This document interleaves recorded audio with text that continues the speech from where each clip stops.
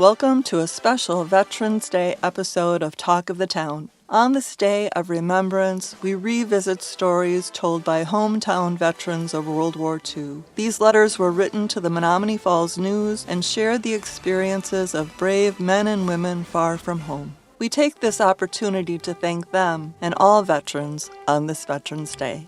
Thank you.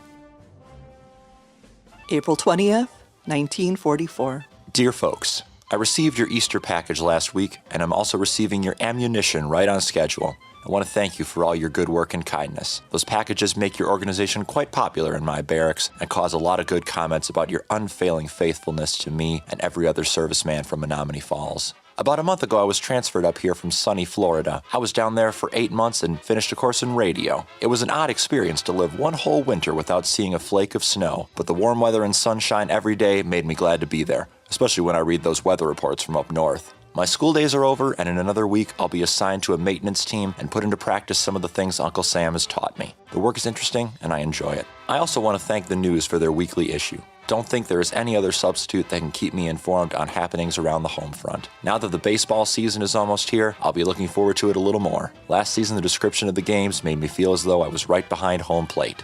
Well, folks, I'll sign off for now. Hope this letter finds all you folks healthy and happy, just as it leaves me.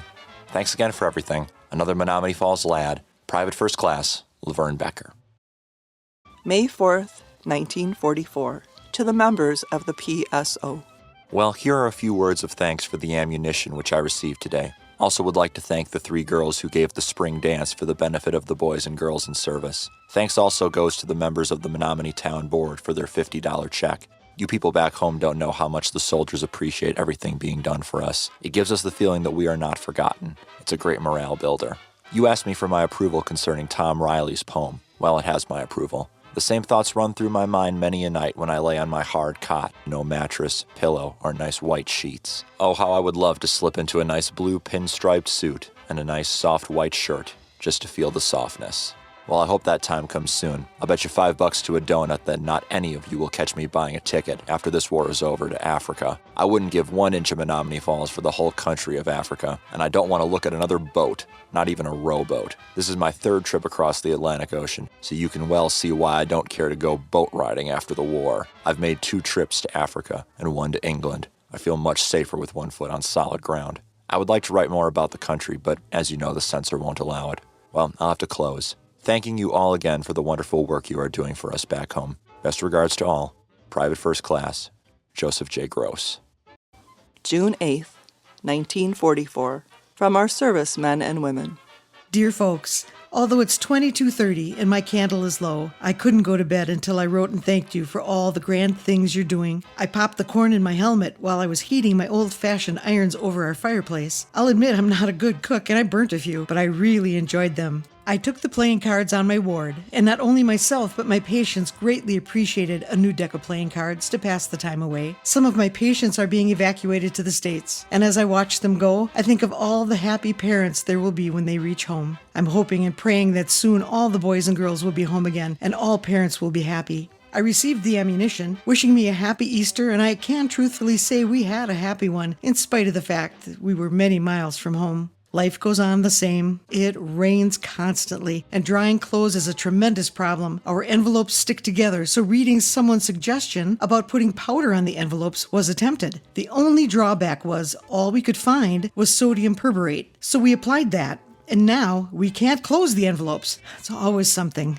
In the States, where the gentleman friends called, we were greeted with flowers or candy, but here they bring anything from a bottle of ketchup to a box of K-rations. One of the fellows brought his girlfriend a parrot, and it's surprising the things he says about each of us. As I'm still at the staging area, I have time to write letters and would appreciate some addresses of my classmates: Claire Walsh, Miles Laubenheimer, Howard Ishii, Ann Dreschler, and Joe Wagner, as I like to hear their Army experience.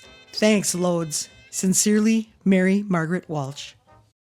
1944. Somewhere in Italy.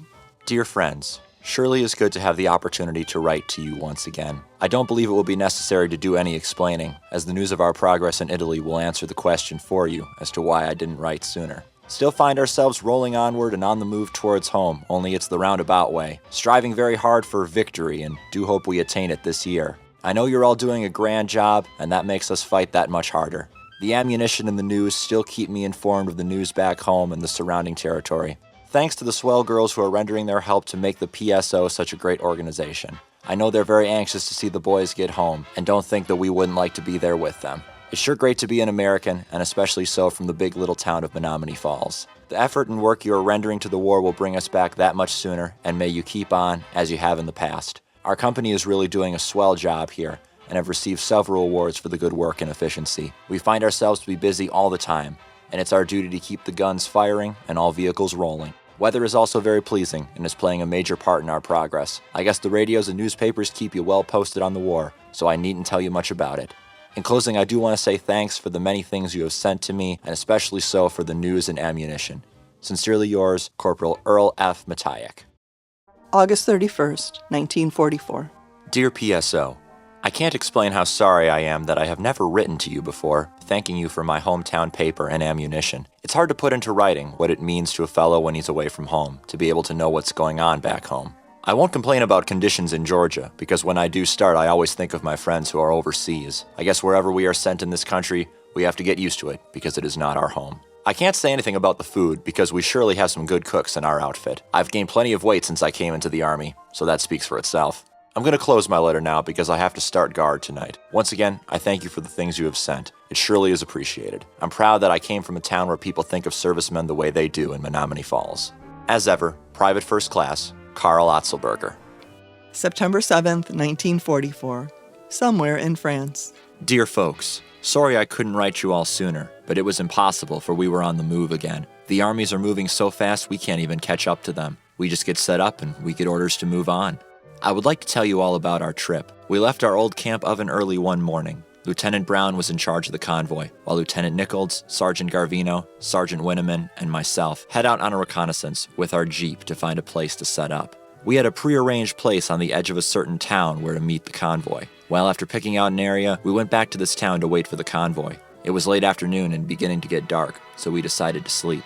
Being in a Jeep, we only had 2 blankets between 4 of us, so we spread them on the ground and laid on them, taking turns on watching for the convoy. Night passed and still no sign. Nichols and Garvino took the Jeep and went back to look for them, while Winneman and myself waited. They were gone all afternoon, during which time Winneman and myself were getting acquainted with the French. We met 2 girls 15 and 16 years who could speak a little English. As we were there for a long time, we were getting hungry, so we asked these girls about getting something to eat. They invited us to their home.